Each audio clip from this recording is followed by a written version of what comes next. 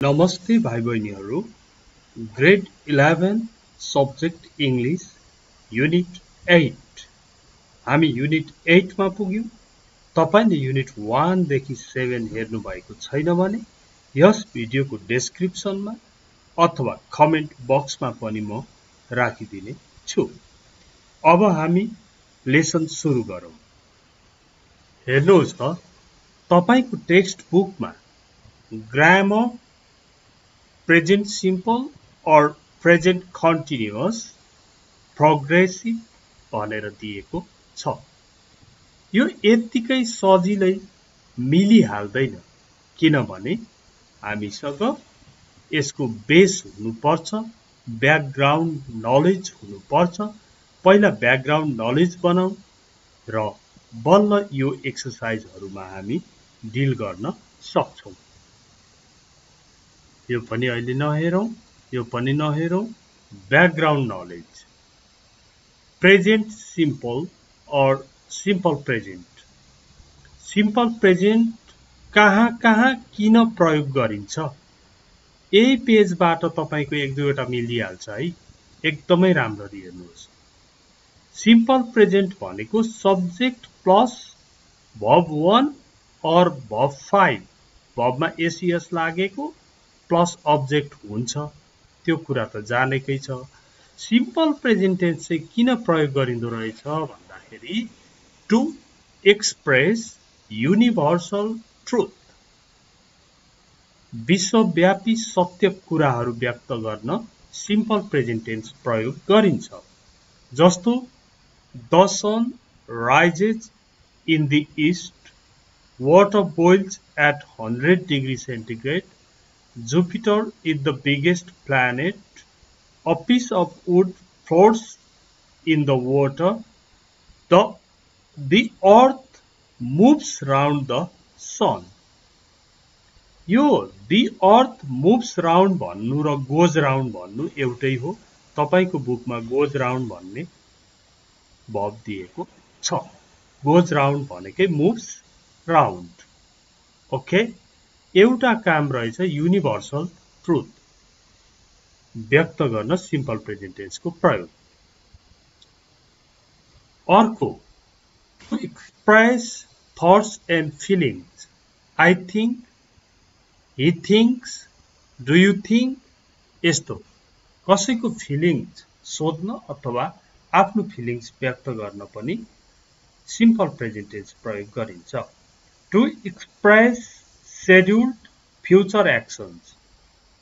काम चाहिँ फ्युचरमै हुने हो तर त्यसको शेड्युल गरिसकेको छ, टाइम टेबल तोकिसकेको छ भने सिम्पल प्रेजेन्ट टेन्समै बोलिन्छ अथवा लेखिन्छ। अप्रिलमा सुरु हुने एक्जामलाई अहिले नै तपाईले our exam starts on the 5th of April भन्न सक्नुहुन्छ। भोलि आइतबार 6 बजे तपाई काठमाडौँबाट हिँड्ने प्लान बनेको छ भने we leave Kathmandu at 6 on Sunday अथवा म भन्नु पर्यो भने आई लिभ भन्नुहुन्छ। यसरी शेड्युल्ड एक्सन्सहरु बताउन, फ्युचर एक्सन्स बताउन पनि सिम्पल प्रेजेन्ट टेन्सको प्रयोग गरिन्छ। अनि ह्याबिचुअल एक्सन्स एक्सप्रेस गर्नको लागि पनि सिम्पल प्रेजेन्ट प्रयोग गरिन्छ। जस्तै राम ड्रिंक्स अल्कोहल, उसको ह्याबिट हो। I take a shower every morning, म प्रत्येक बिहान नुहाउँछु। We drink tea thrice a day, हामी दिनमा 3 चोटि चिया पिउँछौं। They go morning walk every day, तिनीहरू सधैँ प्रत्येक दिन मर्निङ वक जान्छन्। यो त एउटा ह्याबिट हो नि त है। त्यसपछि I promise, I believe, I agree, I disagree, I think, यिनीहरू जहिले पनि सिम्पल प्रेजेन्ट टेन्समा हुन्छन्। I am promising अथवा I am believing, I am thinking भनिरहनु पर्दैन। यो सिम्पल प्रेजेन्ट टेन्सको कुरा भयो। अब प्रेजेन्ट कन्टिन्युअस पनि जान्नु पर्ने छ, त्यो पनि हेरौं। Use of the present continuous tense। Present continuous tense किन प्रयोग गरिन्छ? To express an action happening at the time of speaking. बोलिरहेको बेला भइरहेको कार्य देखाउन. It is raining now. Now पनि आइरहेछ. I am writing a letter. Riza is dancing. They are singing a song. यस्तो बोलिरहेको बेला के भइरहेको छ त्यो देखाउन पनि प्रेजेन्ट कन्टिन्युअस प्रयोग गरिन्छ. यो भन्दा महत्त्वपूर्ण यो कुराहरू छ.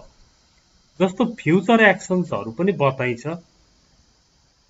Andrew is going to Canada next week. Andrew अर्को हप्ता क्यानाडा जाँदैछ. है. We are having a party tomorrow. हामी भोलि पार्टी गर्दैछौँ, खाँदैछौँ. I am going to buy a car. She is starting her own business after some days. यस्तो future एक्सन्सहरू express गर्न पनि प्रयोग गरिन्छ.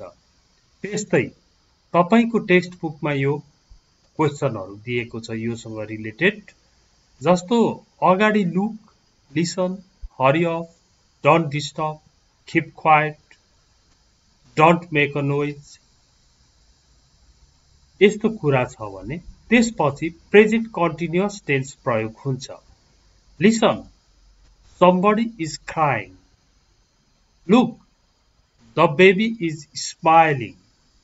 Keep quiet. I am listening to the news.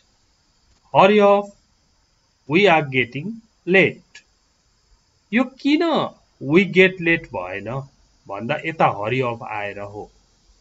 यसरी यिनीहरूको पछाडि प्रेजेन्ट कन्टिन्युअस टेन्स प्रयोग हुँदो रहेछ. अब यति हेरिसकेपछि अब हामी सिधै एक्सरसाइजमा जान सक्छौं. यहाँ हेर्नुहोस् त universal truth. Water boils at 100 degree Celsius छ. अनि यहाँ हेर्नुहोस् त जेनिसा लिभ्स इन जुम्ला. जेनिसा जुम्लामा बस्छिन्. I drink coffee every morning. Habit देखाइरहेको छ. He always tells lies. उसको ह्याबिटै हो. My plane leaves at 6 this evening. भरे साँझको कुरा छ भने पनि 6 बजी उड्छ भनेपछि त उड्छ भन्नु पर्यो. यो शेड्युल्ड एक्सन हो. I know her very well. Common कुरा छ. At the end of the story, the protagonist catches the killer भनेको छ. यो स्टोरीहरू एक्सप्लेन गर्ने तरिकामा सिम्पल प्रेजेन्ट टेन्सकै प्रयोग गरिन्छ. अब प्रेजेन्ट कन्टिन्युअस चाहिँ कति बेला हुन्छ त? द वाटर इज बोइलिङ चाहिँ कति बेला हुन्छ त भन्दा यतापट्टि आएको छ नि त. Can you turn it off? बन्द गर्न सक्छौ भनेको छ भने उम्लिरहेछ बन्द गर्न सक्छौ भनियो नि त. Jenisa is living in Tokyo for a few months. केही महिनादेखि टोकियोमा बस्दै आएकी छिन्. तर खासमा उनी कहाँ बस्छिन्? जुम्लामा बस्छिन्. I am drinking too much coffee these days. यो दुईटालाई हेरेको छ. आजकल म धेरै कफी पिइरहेको छु because I am so busy at work. यस्तो अवस्थामा चाहिँ आई एम ड्रिङ्किङ भयो. यहाँ चाहिँ एभ्री मर्निङ प्रत्येक बिहान भन्दा चाहिँ ड्रिङ्क नै भयो. You are always telling lies. तिमी सधैँ झुटो बोलिरहेछौ. I am leaving for Pokhara tomorrow. भोलिको कुरा यो फ्युचर एक्सन्स बताउन अघि पढिसकेको छ. I am reading a novel by Paulo Coelho भनेको छ. पढ्दैछु यो भइरहेको action. In this photo, my mother is wearing a blue saree. यो फोटोमा मेरो आमाले ब्लू सारी लाइरहनु भएको छ भनेको छ. अब हेर्नुहोस् यहाँनेरि exercise. Put the verb into the correct form. Present simple or present continuous. Okay. अब निशाले राम्ररी अंग्रेजी बोल्छिन् भन्दाखेरि स्पिक्स नै हुन्छ यो. अनि यहाँ हरी अप आउने बित्तिकै यहाँ इजेमार आउँछ, आइएनजी लाग्छ. वी आर वेटिङ नै हुने भयो. Excuse me. अब यहाँ तपाई अंग्रेजी बोल्नुहुन्छ भन्दा त डु यु स्पिक इङ्ग्लिस नै हुने भयो नि हो सिम्पल प्रेजेन्ट टेन्स आयो उनी बाथरुममा नुहाउँदै छिन् भन्नु पर्यो त्यसो हुँदा she is having a shower in bathroom भयो हाउ अफन भनेको सिम्पल प्रेजेन्ट टेन्सको क्वेसन हो कति चोटि कति पटक भन्ने क्वेसन हो यससँग डु यु डु अथवा डज वाला नै आउँछ यु भएकोले डु यु हुने भयो how often do you read a newspaper I am sorry अब म बुझे आई एम नट अन्डरस्ट्यान्डिङ भनिँदैन क्या आई डोन्ट अन्डरस्ट्यान्ड भनिन्छ can you speak more slowly you can turn off the radio तिमीले radio बन्द गर्न सक्छौ म सुनिरहेको छैन I am not listening I usually त सिम्पल प्रेजेन्ट टेन्सकै भइहाल्यो I usually get off at 5 o'clock every morning छ लुक आयो यता आइएनजी लाग्छ look the river is flowing very fast हुन्छ Amrita not seem very happy at the moment होइन Amrita does not seem very happy र यसको आन्सर हेर्नुहोस् त सरी यसको आन्सर मैले यहाँनिर राखेको छु यसको आन्सर चाहिँ यहाँ छ Emma speaks are waiting do you speak is having do you read I don't understand I am not listening get off is flowing does not seem यो चाहिँ कसको आन्सर हो त भन्दा यसको आन्सर यो हो अब सीमा जाउँ सी नम्बरमा हेर्नुहोस् त are the underlined verbs in the correct form underline गरेका भर्ब सही फर्ममा छन् त करेक्ट देम वेयर नेसेसरी आवश्यक भएको ठाउँमा तिनीहरूलाई करेक्ट गर भनेको छ यो चाहिँ युनिभर्सल ट्रुथ छ त्यसो हुँदा सिम्पल प्रेजेन्ट टेन्समै हुन्छ यो राइट छ तर can you turn it off भनेको छ द वाटर इज बोइलिङ नै हुन्छ यसमा चाहिँ आई मस्ट गो नाउ अब यहाँ हेर्नुहोस् त म अहिले जानु पर्छ ढिलो भइरहेछ भन्दा इट इज गेटिङ लेट नै हुन्छ यो पनि अगाडि पढिसकेको छ रिपिट गरी त्यो नेपाली सहितको छ मेरो बुकबाट त्यो राम्रोसँग हेर्नु होला दिस साउथ टेस्टिङ छ टेस्ट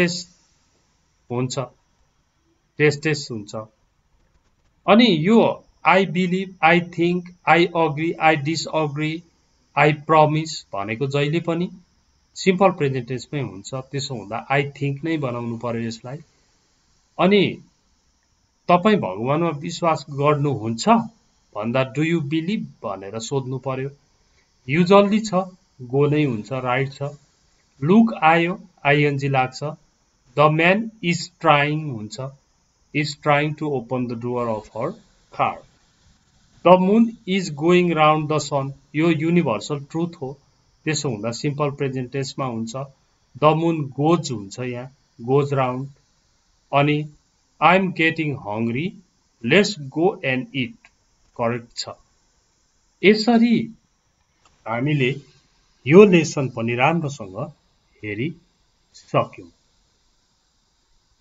है अब यसको आन्सर यहाँनिर मैले साइडमा दिएको पनि छु यो राम्रोसँग हेर्नुपर्छ यसलाई अध्ययन गर्नुहोस् यो मेरो आफ्नै बुकबाट स्पोकन इङ्ग्लिसबाट लिएको हो यो राम्रोसँग हेरेर अनि फेरि गर्नुहोस् त्यसपछि तपाईँ कन्फर्म मिलाउन सक्ने हुनुहुन्छ नोट बनाउँदै जानुहोस् युनिट 1 देखि र यो भिडियोहरू धेरैभन्दा धेरै शेयर गरिदिनुहोस् त्यसो भयो भने मैले ग्रामर सकेर कम्पोजिसनहरू सबै लेसनहरू पनि पढाउने छु thank you for watching it please don't forget to like comment and share नयाँ हुनुहुन्छ भने सब्सक्राइब गरिहाल्नु होला